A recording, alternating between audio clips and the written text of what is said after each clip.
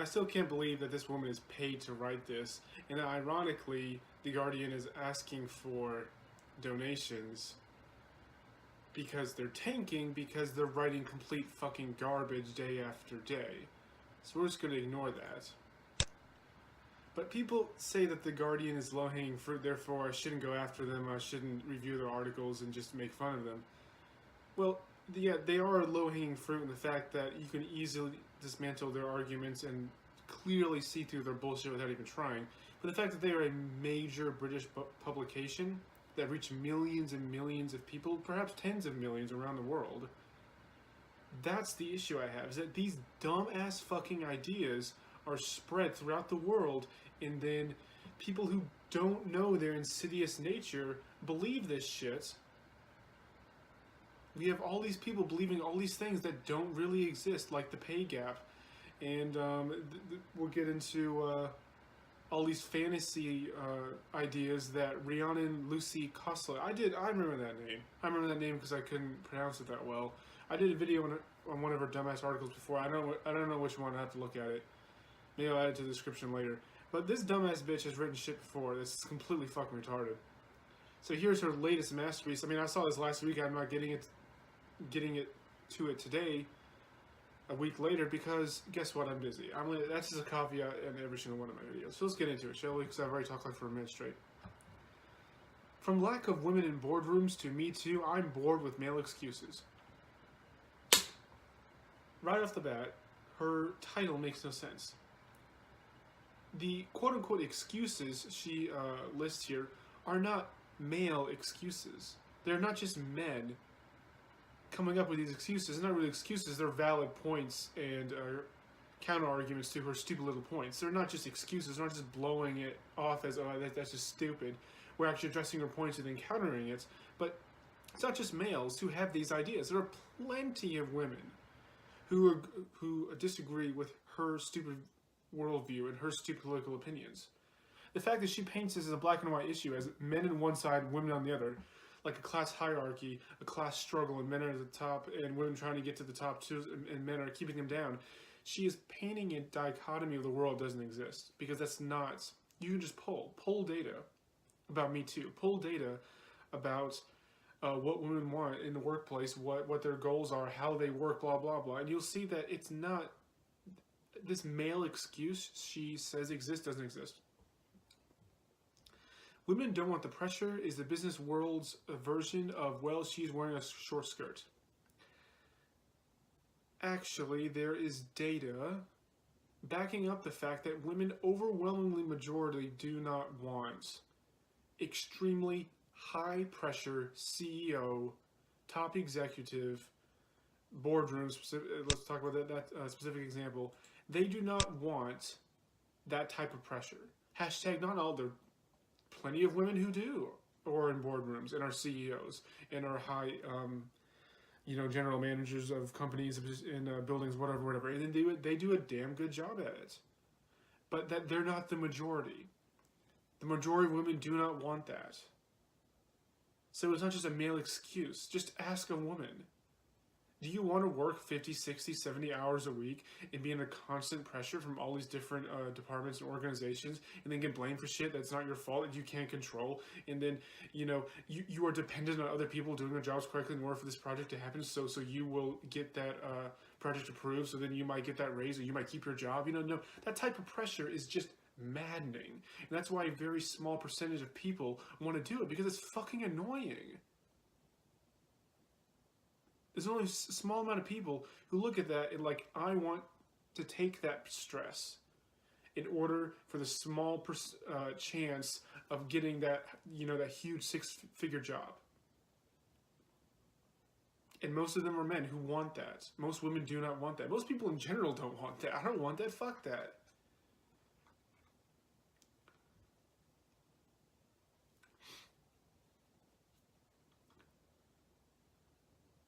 And then she put this she put this caption ironically, making fun of it, like it's stupid, but it actually makes complete sense. There are feminists who deride such middle-class concerns as the proportion of women on boards. Yes, that is exactly the problem. That is such an upper class, whiny, highty-tighty, snobbish concern to have. And she's making fun of it, like, oh, that's not snobbish. She's like, yes, actually it is, and you're so much of a self-centered snob you can't even tell. You know, it's like someone not knowing that drugs are being used in their house, and they're like, I must be an idiot to think to not know that drugs are in my house, and everyone's like the self-awareness is completely non-existent in this fucking woman. Oh man. The age of Me Too has also become the age of the excuse. The two come together naturally. I didn't know she wasn't uncomfortable.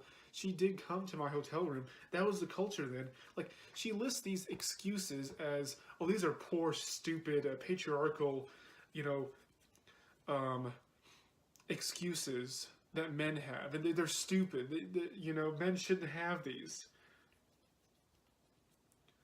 These are dumb excuses that the good old boys have. And it's just like, well, actually, all three of those are like legit reasons to why this shit is happening. I didn't know she was uncomfortable. Okay, newsflash, women are incredibly hard to read. Now, I'm not talking about the acts of overt sexual harassment that is happening with this Me Too. I'm not talking about Harvey Weinstein. I'm not talking about him. I'm talking about things that, depending on your interpretation, could be perfectly fine or sexual harassment. How can you possibly tell truly with 100% certainty whether someone is comfortable with something? What they're thinking in their head whenever you do something? You have no idea. There is no one's a mind reader. You can guess with high percentage based on body language and tone and facial expressions and how they talk and stuff like that. But you can never be 100% certain. There are plenty of times that people are in a situation and then one guy's like, yeah, it's perfectly fine, nothing bad happened. The other person just flips her shit later. It's like, oh, this is horrible, whatever. And the guy's like, what are you talking about? I saw no sign that anything was amiss. This is the same thing. And the fact that women purposely hide their feelings and their opinions of things on purpose and then get mad whenever men can't, like, mind read them, that is a perfectly legit excuse. And then the reverse happens. There are plenty of times where women put men in uncomfortable situations and then the women can't tell. They didn't do it nefariously on purpose. So she thinks this is a stupid excuse. You can never use the excuse, I didn't know someone was uncomfortable with something. Ever. You can never use that excuse. That's just a male excuse. You're supposed to know everyone's opinion on your action at all times and know whether they're comfortable with it at all times. Like, be a supercomputer that can read people's minds and scan it in an instant. She did come to my hotel room. Are you kidding me? If a woman goes to your hotel room,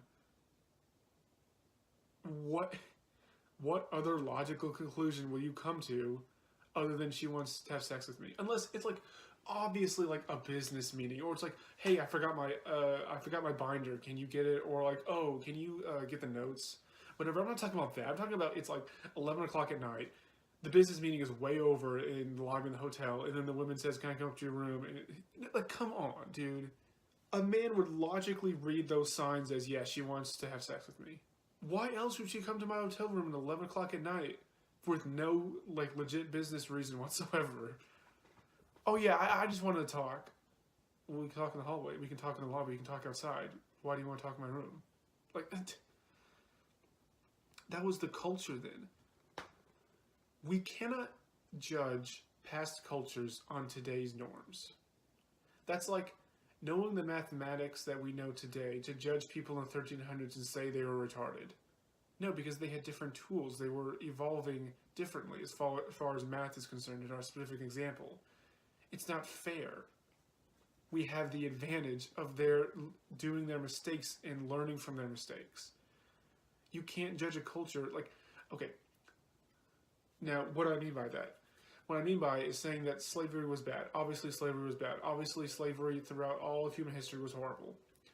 But to decry every single nation before 1600, let's say, and decry every single world leader before 1600, every single leader of an empire or nation as horrible and malicious and never deserving of any praise whatsoever, and we just trash talk them continuously because they had slaves. No, you can't do that because everyone did it back then. That was a social norm. They did what was expected of them. So, man, I talked a lot about just those first two fucking sentences. But like her shoddy male excuses that she's so bored of are like legit counters to her arguments and to her worldview. And the fact that she's bored with these male excuses shows how pea-brained her brain is, that she can't figure out what I just said. She just thinks, oh, they're just patriarchal, male-dominated excuses and they're sexist. Side note, look how far apart her eyes are. You know something's off with that woman. And then that haircut, like, what the fuck is that? Then we have bangs and real long hair. Ooh. Like, just holy shit. Like, this woman is off her fucking rails. She gets paid to write this shit. She gets paid a lot more than you and me to write this shit. We also saw it when the gender pay gap data came out. It's not, there's no such thing as pay gap. There's no such thing as a pay gap. No such thing. It's a earnings gap. We've already been through this. Big YouTubers have already been through this. There's no point in me explaining this. It came out men, and it's almost always men. Actually, there's a huge amount of women who also disagree with this pay gap conspiracy theory that you have.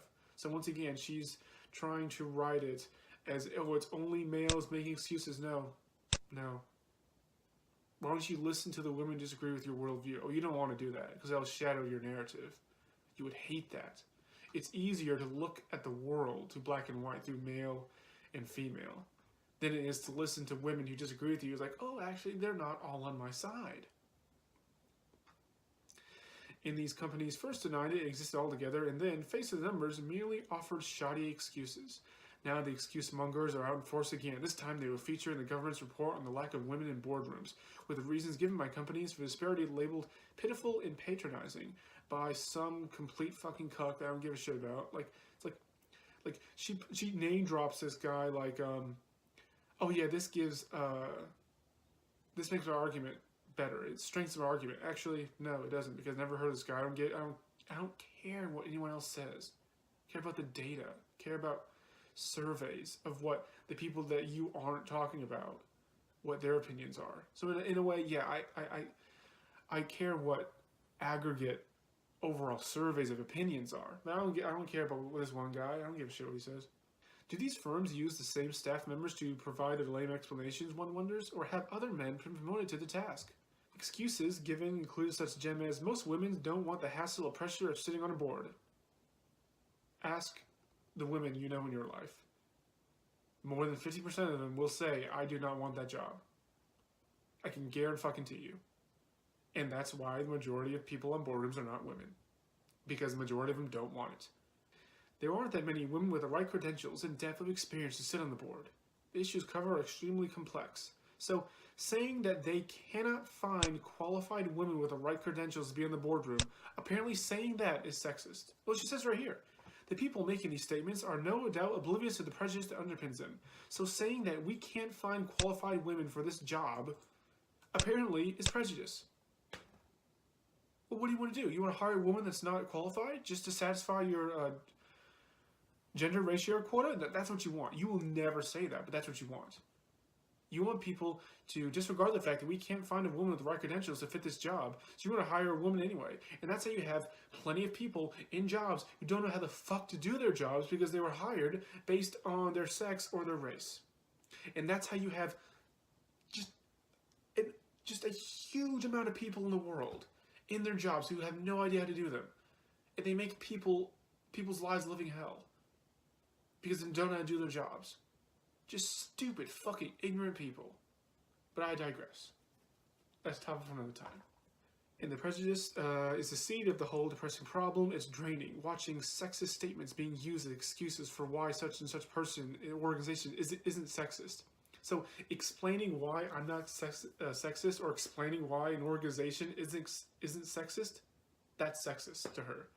So you just better shut up and accept the fact that you're a sexist, oppressive white male, according to her, because if you offer any excuse to why you're not sexist, you're sexist. That logic is just amazing. That like there's no way to legitimately not agree with her narrative. That's how she does these mental gymnastics and creates all these artificial rules to society and artificial rules to making arguments, to where you legit cannot disagree with her at all, otherwise you're sexist. You have to agree with her that you're sexist. So either way, you're sexist. Either you disagree with her that you're sexist, and therefore that argument in and of itself is sexist, or therefore you agree with her that you are sexist, and therefore you're sexist. I mean, just, are you freaking kidding me? What kind of fucking argument is that? I am tired of thinking about women in boardrooms. Then don't fucking think about it. This is not a problem. As long as the board is qualified to do the job and they do their mandate correctly, who the fucking hell cares what gender they are? That would be the logical thought to your stupid fucking pathetic whining. But no, that's sexist, apparently. Oh my god. And all the other myriad of other inequalities that come from living in a sexist society that mean we just can't get on with our days in peace. She acts like women are under attack, like constantly being attacked in the streets, attacked in their offices, and they just can't live out their days in peace without sexist men attacking them all the time. And that also implies that men go out throughout their day in peace. Men don't have any problems. They're at peace. No one attacks them for anything. All the men just go about their lives, la-da-da-da, just not having a care in the world because they're men. They live in a sexist society that gives them all these privileges and they have no problems at all. And then the women are like at the lower caste, like in some Hindu Indian society. And like, are you fucking kidding me? This privileged, pompous, highty-tighty, upper-class woman gets to sit in an air-conditioned office and write about how she has it so hard in life and doesn't see the irony in that. There are feminists who deride such middle-class concerns as proportion of women in boards, and while I certainly agree that single moms and domestic violence and low pay all need more of a focus, I also wonder what kind of revolution so readily dismisses the fact that men overwhelmingly control most of the money in the world. My mother was a single parent, and both she and I have been carers, but I still feel it's important for there to be women at the top too. You were a carer. You were a domestic carer. You were like a home nurse or whatever you were, a babysitter, a daycare worker, whatever. Those jobs pay low because the demand for them are low. They are low-skilled jobs. While you're crying that men overwhelmingly control most of the money of the world, why did you go for this job that doesn't pay a lot? Why do you feel it's important for women to be at the top when you go for the bottom rung type of job? You are the problem you're complaining about. All these women, like for example, all these women who don't go into STEM fields constantly complain that women don't go into STEM fields. Well, then why don't you do it? If you think it's so fucking important. You want domestic caregiver? You want that to be like one of those high-paying jobs in the world, therefore all these women who are caregivers will overwhelmingly control most of the money in the world? Is that what you want? I mean, this woman is fucking batshit insane. And I've already been like 18 minutes going into this article, and I've just done the first part. I'm going to go into this other part because it's so fucking retarded. This woman literally has no idea what she's talking about. Literally no fucking idea. She doesn't know the data that doesn't support her narratives. She doesn't know the irony in her statements. She doesn't know the definition of the terms that she's using. She has no idea how the real world works. She knows how the internet works and how she goes about her daily life in her upper class neighborhood. That's the world she knows. She does not know the world of suffering and how all these men suffer throughout the world, and she thinks they have no problems. They just go out throughout their days in peace. You know, fuck off.